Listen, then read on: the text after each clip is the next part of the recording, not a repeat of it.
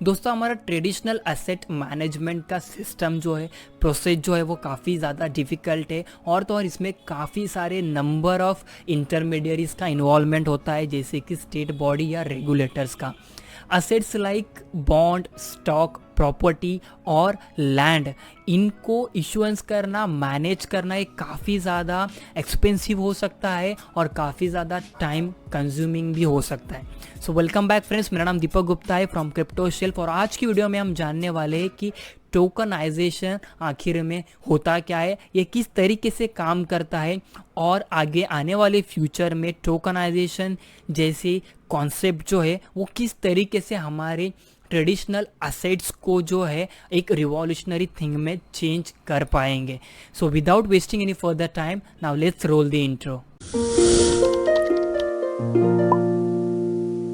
सो guys, tokenization, इस concept को समझने से पहले हम सबसे पहले जानते हैं कि टोकन क्या होता है। सो टोकन जो होता है ये नथिंग बट एक रिप्रेजेंटेशन होता है ऑफ एनीथिंग और समथिंग, और ये किसी भी एक पर्टिकुलर फॉर्म में हो सकता है। ये एक पीस ऑफ पेपर भी हो सकता है, ये एक आइडिया भी हो सकता है, या फिर ये एक सिंबल भी हो सकता है। बेटर एग्जांपल मैं आपको देता हूँ कि जैसे कि एक ड्राइविंग लाइसेंस समझ लीजिए, तो ड्राइविंग लाइसेंस भी ये एक तरह का टोकन है जो कि रिप्रेजेंट करता है कि आप ड्राइव करने के लिए लीगल पर्सन हो, आपको लीगल परमिशन अलाउ है। तो वो ड्राइविंग लाइसेंस जो है वो कुछ ना कुछ तो रिप्रेजेंट करता है आपके ड्राइविंग एबिलिटी को, तो इसको भी हम क्या बोल सकते हैं, एक टोकन बोल सकते हैं। अब हम थोड़ा एक स्टेप आगे जाते, जो मैंने आपको एग्जांपल बताया वो ट्रेडिशनल एक टोकन का एग्जांपल समझ लीजिए, बट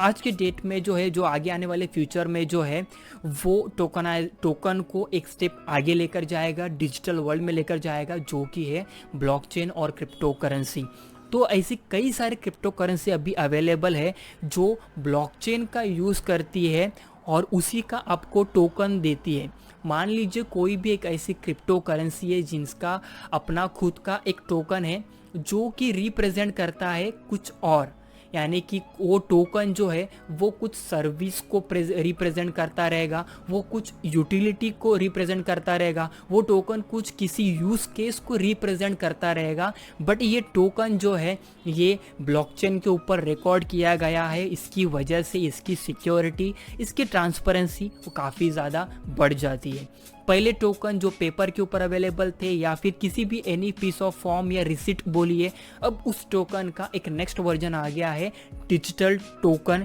यानी कि ब्लॉकचेन के ऊपर। सिंपल लैंग्वेज में अगर आपको टोकन को समझना है तो आप उसको एक रिसिट भी समझ सकते हो कि ये एक रिसिट है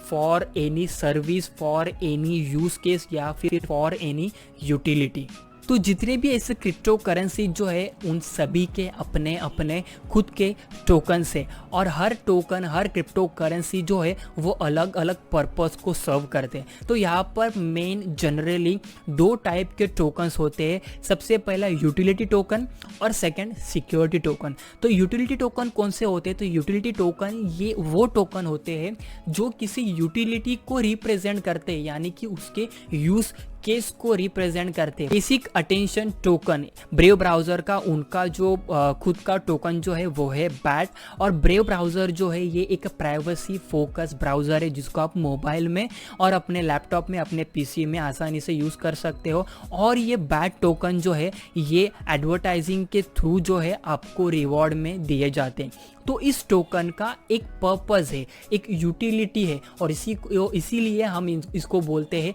यूटिलिटी टोकन। और जब हम बात करते हैं सिक्योरिटी टोकन की, तो ये कुछ ऐसे टोकन्स होते हैं जैसे कि मान लीजिए हम किसी कंपनी के शेयर्स को बाय कर रहे हैं और आगे आने वाले फ्यूचर में हमें इसका फ़ायदा होगा, इसीलिए हम उसको बस स्टोर करके रख रहे, एज अ कलेक्ट करके रख रहे, ताकि आगे आने वाले फ्यूचर में हमें इसका फ़ायदा हो। अब टोकनाइजेशन, इस कॉन्सेप्ट को समझाने से पहले मैंने आपको टोकन क्या होता है ये बता दिया और उसके टू मेजर टाइप्स को मैंने बता दिया। अब आगे आने वाले फ्यूचर में क्या होगा, क्रिप्टो करेंसीज तो ऑलरेडी बिल्डअप हो रहे हैं और अपने अपने टोकन्स को वो इशू कर रहे हैं, बट क्या होगा, जो हमारे ट्रेडिशनल मार्केट में और भी ऐसे कई सारे कंपनीज है, और भी ऐसे कई सारे प्रोडक्ट्स है, सर्विसेज है, उनको भी तो यहाँ पर कन्वर्ट करना पड़ेगा, राइट। तो उसी को हम बोलेंगे उन सभी फिजिकल एसेट्स का या फिर फिजिकल प्रोडक्ट्स का या फिर उनके सर्विसेज का जो ट्रेडिशनल मार्केट में अभी सर्व कर रहे हैं,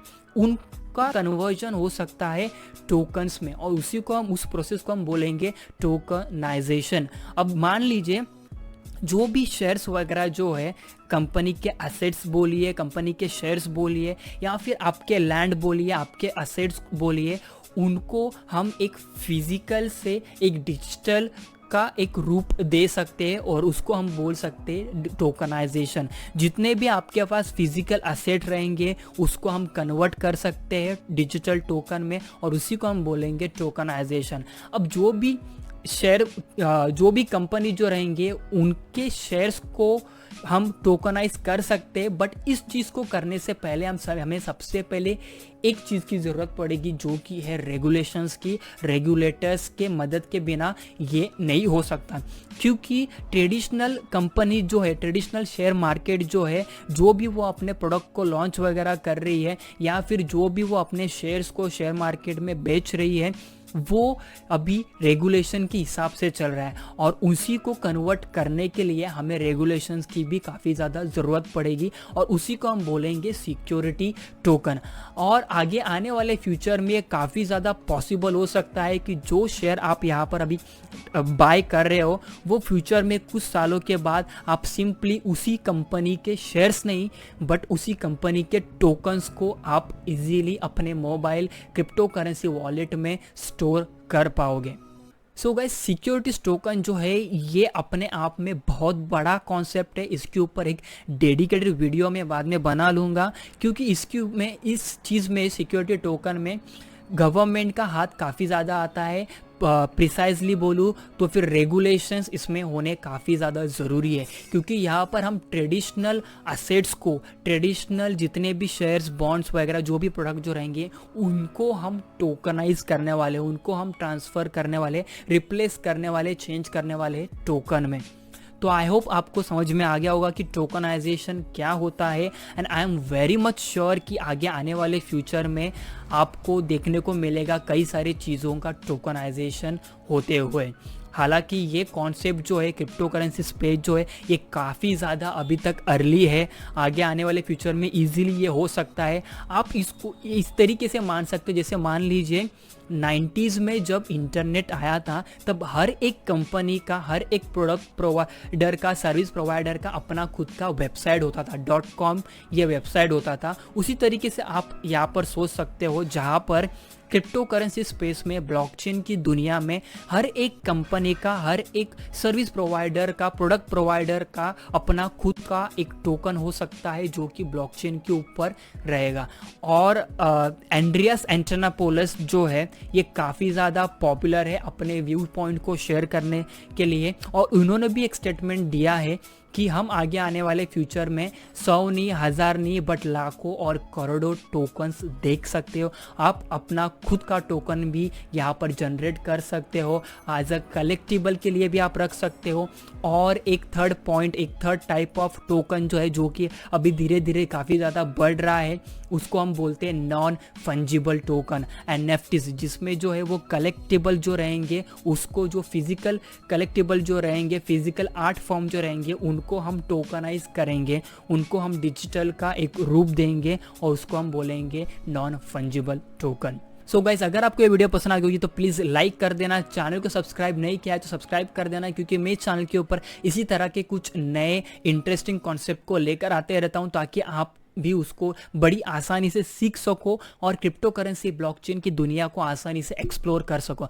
सो guys, I will see you in a next video. Till that, you guys stay safe, stay happy, bye bye.